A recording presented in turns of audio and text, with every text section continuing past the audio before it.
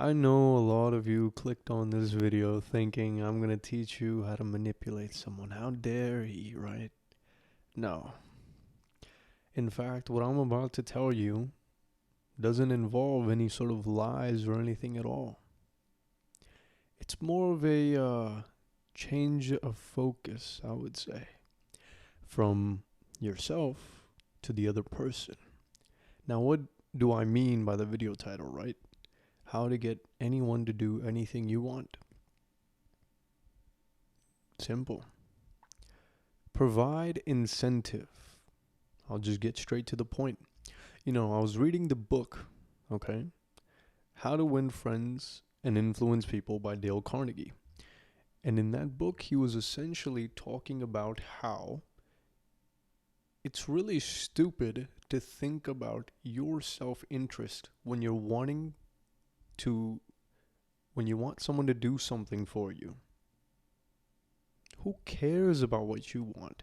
He talked about these business letters specifically that would arrive, on his desk and everything. And he would say that these business letters would start off with what they desired in particular. And what's wrong with that is we, the people, we have our own problems. We don't care how good, how great your business is, what you desire. We don't care about any of that. Let's be honest, right? So then what do we care about? And it's, how is this helping me? How is this solving my problems, right? Yeah. So let me run you by a little bit of a scenario. I actually tried this in real life, okay? And now there's some factors that play into this, but essentially, let me give you a little bit of the picture, right? So what happened was, I, as a psychology major, need to sign up to studies in order to get credits for them, right? Now, this one study I was signing up for had it to where I had to invite a friend over, okay? Now, of course, the incentive for me to go is there. I'm getting the credits for my semester, for my classes, right? My friend, on the other hand, is getting $15 for 3 hours of his time. 3 hours. Think about that. You get paid more at a minimum wage job anywhere else. Why would he spend those 3 hours to come to a study with me? Why? What's in his best interest? And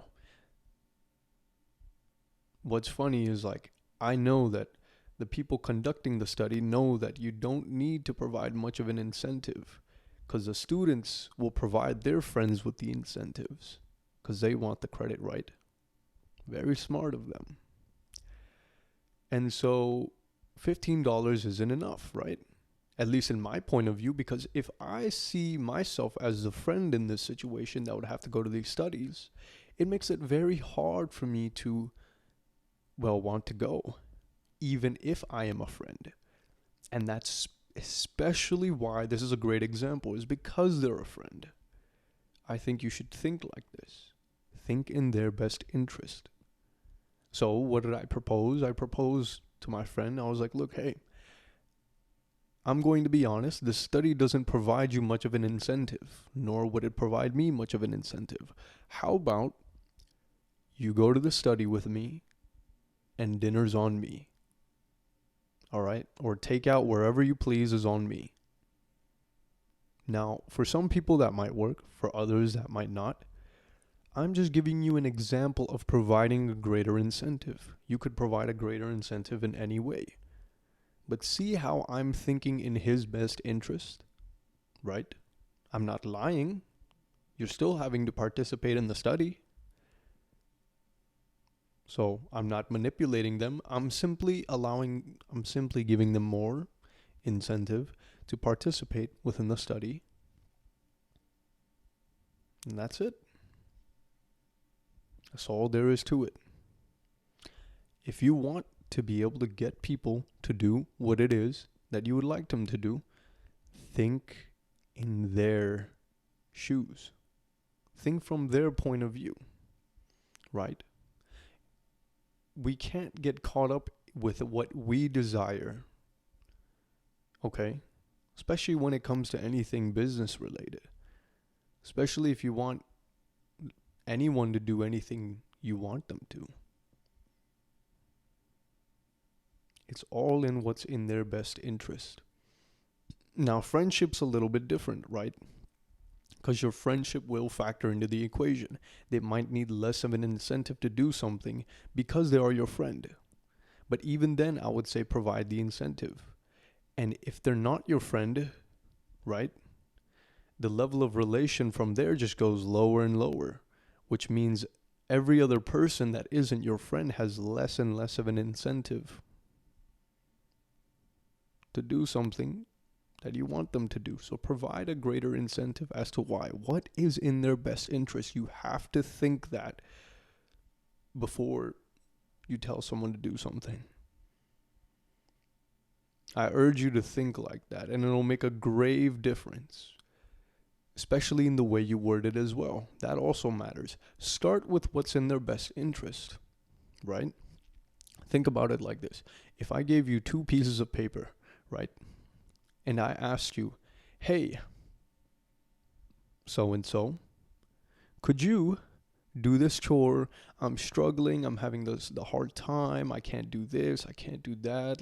And because of this, as a result of this, due to the fact that I can't do this. And then I say how it's in your best interest and what you might get out of this.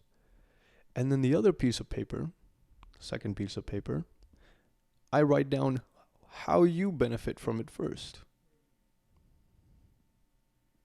Now, of course, I might have to include the problem or something along those lines to begin with, but at the top, I need something to grasp your attention, to give you a reason to care, kind of like this video. It's titled the way it is, right? To grasp your attention in some sense. And I know I'm not going to be able to appeal to everyone, but I might appeal to some people. And that's why with YouTube, it's a bit of a different example, right?